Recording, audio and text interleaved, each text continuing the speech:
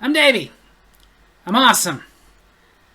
And welcome to Davy's Awesome Movies, where I review the styles of movies that I love, the alternative, B-rated, cult-style flicks. The thing is, once in a while, reviewing the kind of movies that I like means they come out with sequels or sequels that I kind of have to review that I don't really like. I'm going to admit to you the only reason I am reviewing this movie is because it is an unofficial sequel to a movie I reviewed not too long ago, Just One of the Guys. That one I loved.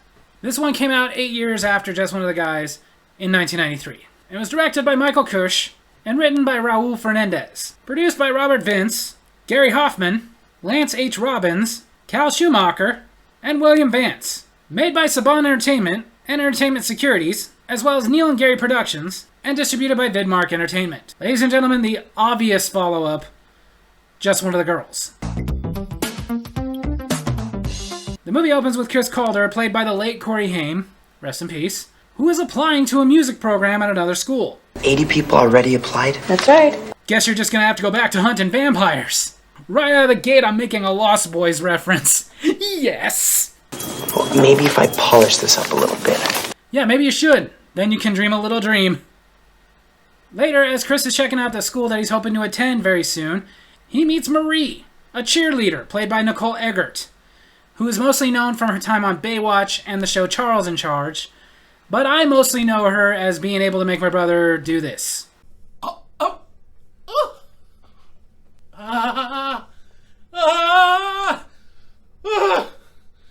Marie gets tripped by the head cheerleader. Don't be such an infant. Oh, that's enough, guys. Nicole Eggert in a girl fight, huh? I guess this means again. What are you looking at? Feisty are we? After Chris and his friend Dan go CD shopping, they encounter some very cliche 90s bullies. But the bullies leave after they spot some babes. What? If this movie can be that 90s cliche, then so can I. Later, Chris's father is telling him he does not want him to transfer to another school for that music program. He wants him to stay in the school that he's in for the science program. Science is alright, okay? But you can't dance to it. Can't dance to it? Tell that to Thomas Dolby and Danny Elfman. I'm very disappointed. Yeah, well, maybe you should shoot him with a silver bullet.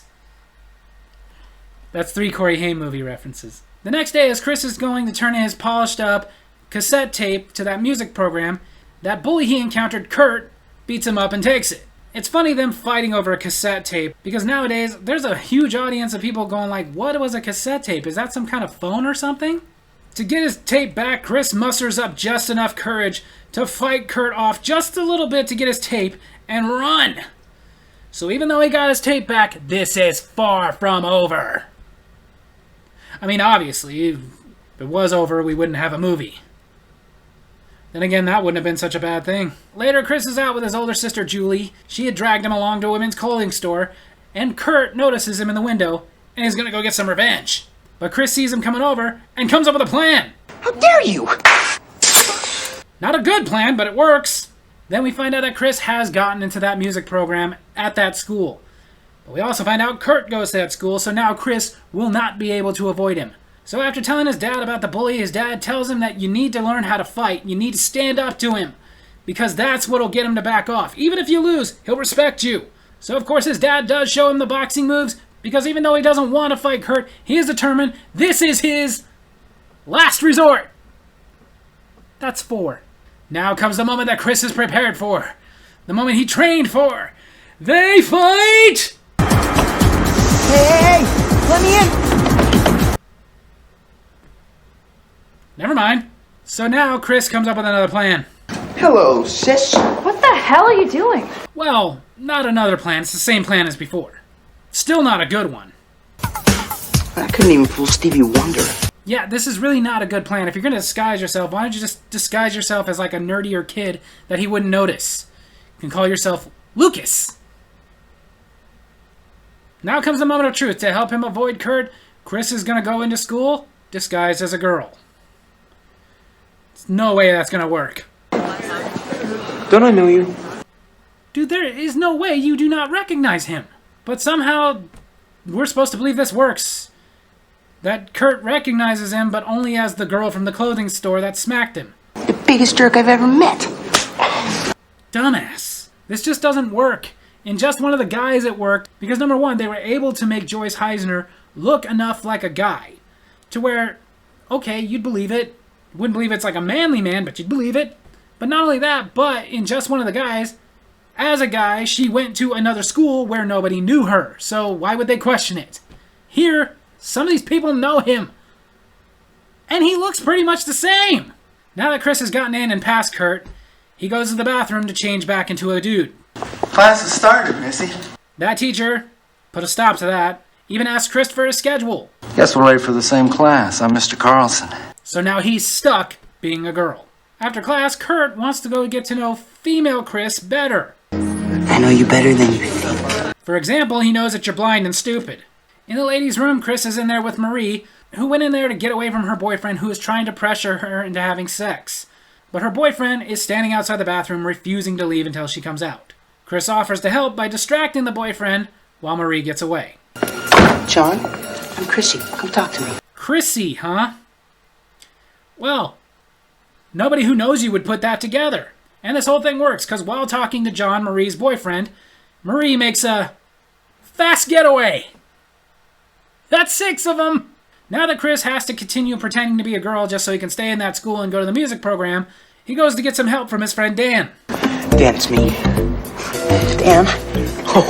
You'd think since Dan not only knows Chris but has eyes and can see, that he would already know that. But he didn't. This movie is really, really hammering at home that this would fool people. Which is one reason it's hard to get into this movie, because you can't escape the fact that this wouldn't fool anybody. What Chris needed from Dan was for Dan to make an official-looking note, since he's such a whiz on the computer, and in '93 that was a big deal, so that he can get out of gym class by having a note that says he has asthma, he can't participate. That wouldn't work, though. In school, I had asthma, and they made me participate. They just looked at me and said, well, if you can't breathe, then slow down. But if Chris wants credit for gym, what Mrs. Glatt, the gym teacher and school counselor, is going to do is make him clean the locker room. Which leads to a scene I cannot show you any of. Because Chris goes in the locker room, and of course, 90s movies cliche, he's living out every teenage boy's fantasy of being in the girls' locker room where they all just stand around naked. Even though you get married, you meet a girl, and you find out they don't actually do that. Dude, shut up! Sorry guys, but it turns out in the ladies' locker room, it was a lot like being in the guys' locker room. They did not get naked. They just kind of went into whatever little corner they could find, got changed in and out of their gym clothes very quickly, not even showing off a lot of underwear. No! Sorry, Josh, but not only that, but it turns out when girls get together, they don't have naked pillow fights. And when they have sleepovers, they get into the most non-sexy, baggy sweats and PJs and sit there and watch movies. Nothing sexy! It's fun to torture him. Chris is trying to get close to Marie, so he goes to join the cheerleading team that she's on. And I honestly just do not have the time in this one review to tell you all the flaws to that plan. Marie and Chris are hitting it off so well that Marie invites Chris over to her house to study. Yo, sis. And the plot thickens! This should go well. Marie, does he always hit on your friends? Unfortunately. The question is, does he always hit on those that he bullies? And if the answer is yes, then somebody should inform him like, hey, that's supposed to stop right after kindergarten.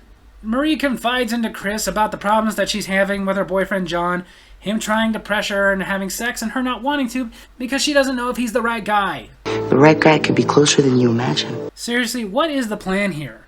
Make her fall in love with you and then go, by the way, surprise! The next day, Chris, as Chrissy, sees Dan getting bullied by Kurt and decides to use the fact that he knows that Kurt likes him as a way to get him to stop bullying people.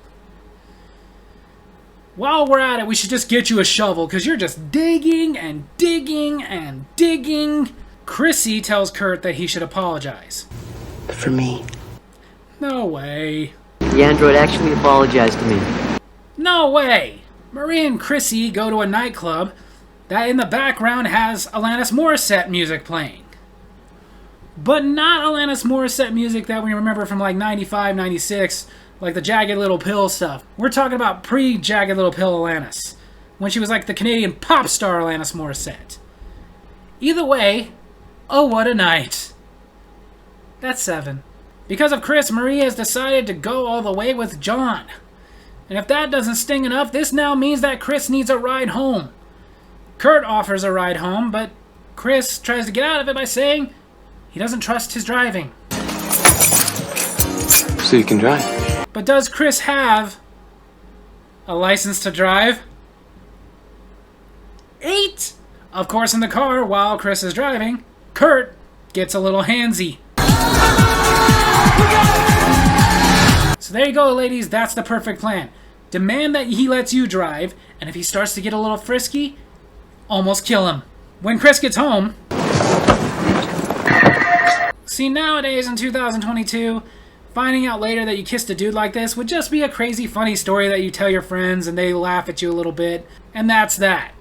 In 93, somebody might die from that. Of course, Chris storms off. And the next day, Kurt tells everyone that they did it. Oh, I'm sorry, Chris. Yeah, I didn't mean to hurt you. He's gonna mean to later. We could have had something really special, Kurt. Special. That's one word for it. Later, Miss Glatt pulls Chris into her office because she has been noticing the way Chris has been looking at all the other girls. But she tells Chris it's okay, Chris is safe, she is accepting of Chris. I mean, if I had a boy dressing up as a girl in one of my classes... Oh. See, she just thought you were a lesbian. You're a boy? You should really be mad at yourself for the fact that all it took for you to let a boy into the women's locker room was a wig. Of course, Miss Glatt is freaking out about this, but Chris gets her to stop by pretending to confide that this is just something inside of him. He just wants to dress like a woman.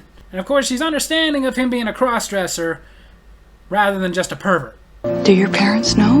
Lord, no. There is no way they could have made this movie nowadays.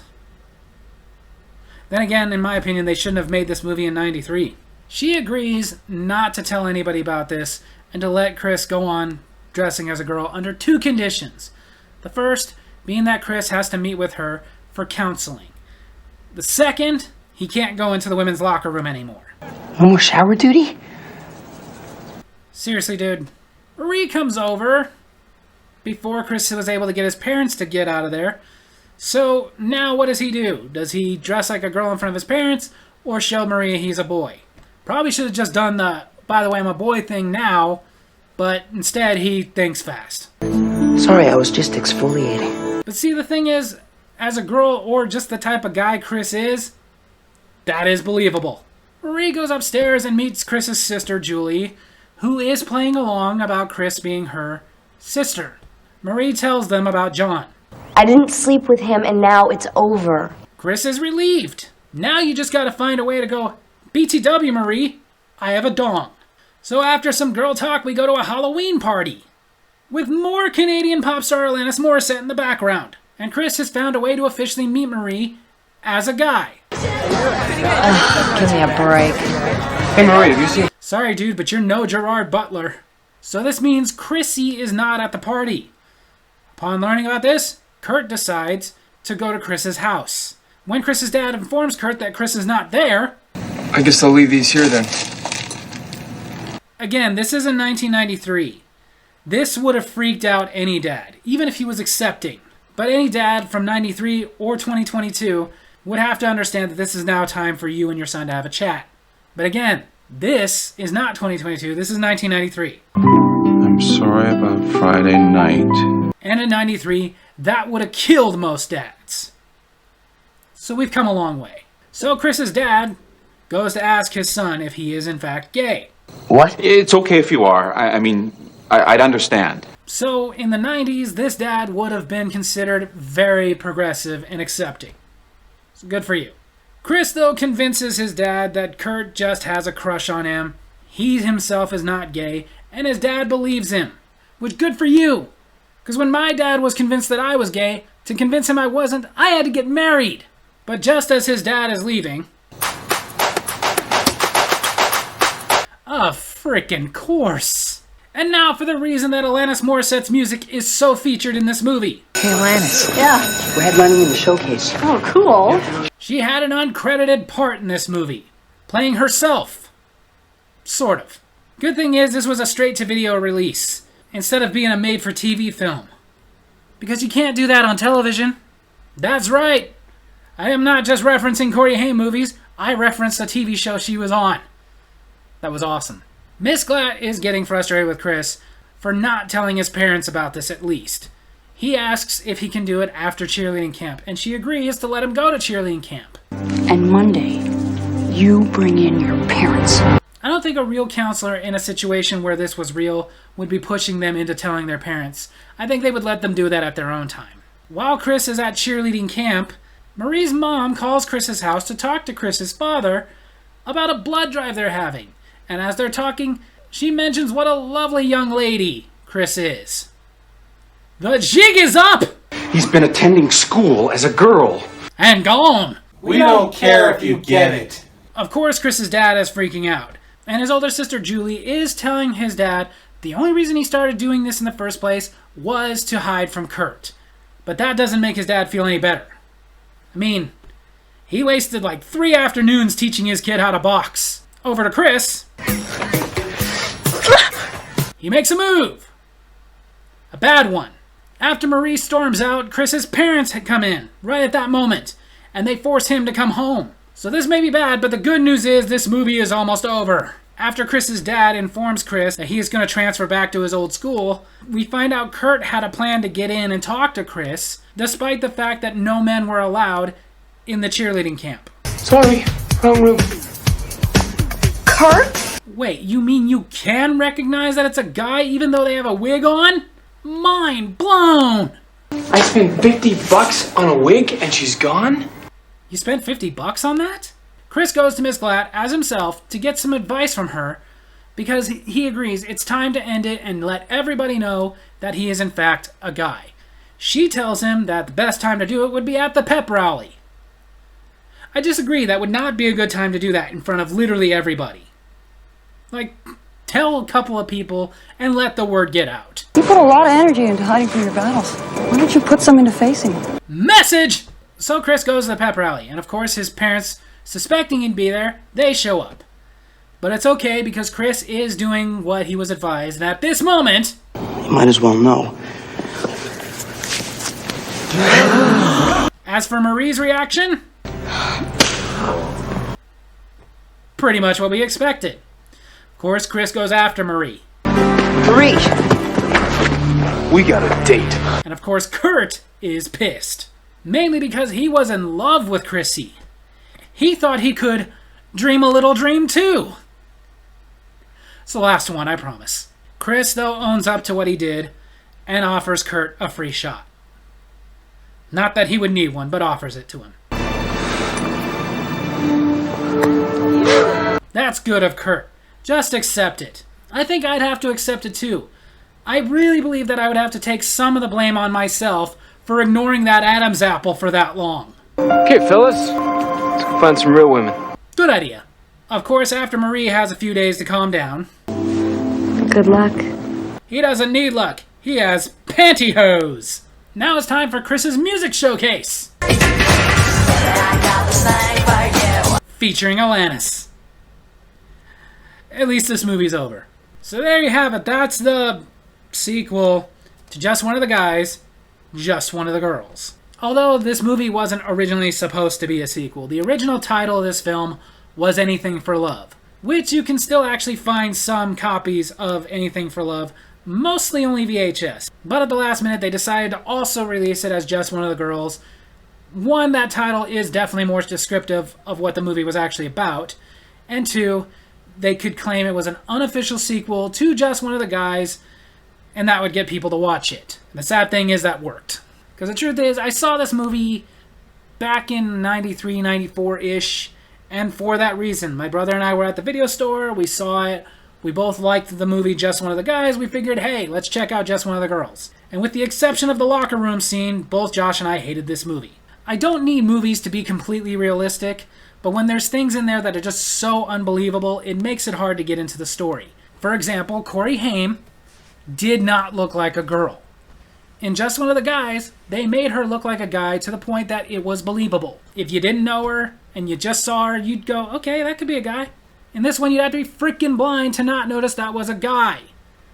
Would have been better if they had just done something progressive and he pretended that he was a transgender or something. But no, they had to sit there and make us all believe that all these people, even people who knew him, would believe this. And it was unbelievable. There was no real box office to this movie, as like I said, it was a straight-to-video release. Most of the ones that would air on television, of course, heavily censored, i.e. no locker room scenes that made Josh disappointed, did air under its original title, Anything for Love. Either way, I referenced like 9 other Corey Haim movies, pretty much all of them better than this one. This was not his crowning achievement. Like I had said in the beginning of this review, if this wasn't an unofficial sequel to Just One of the Guys, I would have just ignored it. I hate that it is an unofficial sequel because that meant I had to re-watch it in order to review it. And it's not just the unbelievability that, honestly, in my opinion, makes this not a very good movie, but the story itself, very lackluster, very thrown together, no real chemistry between anybody. Like, even Corey Haim and Nicole Eggert really didn't connect. There was really no thing that made us go, they would end up together, except for the fact that that is the cliche. I think another big problem of this movie was that everybody who had a hand in writing it, producing it, pretty much all guys. So you're trying to get a girl's perspective from a bunch of dudes. It's not really how it works. So as far as recommending this movie, if you like Just One of the Guys, then maybe watch it just to say you watched the sequel. But honestly, you don't need to. It doesn't really tie into that movie at all. It's really one of the times I'm not highly recommending the movie. It's not even good, in my opinion, as a bad movie. It's just a movie. Like I talked about, my brother and I rented it because it was called Just One of the Girls, and we were like, okay, it's a sequel. After that, I saw it once or twice on free television, and literally watched it just because it was on. So there you have it. That's my movie review this week. I hope you guys enjoyed it, and if you did, make sure to hit like, hit subscribe, hit that little bell so you get notifications for when I post new videos, and leave a comment. If you've seen Just One of the Girls, tell me what you thought of Just One of the Girls. Love you guys.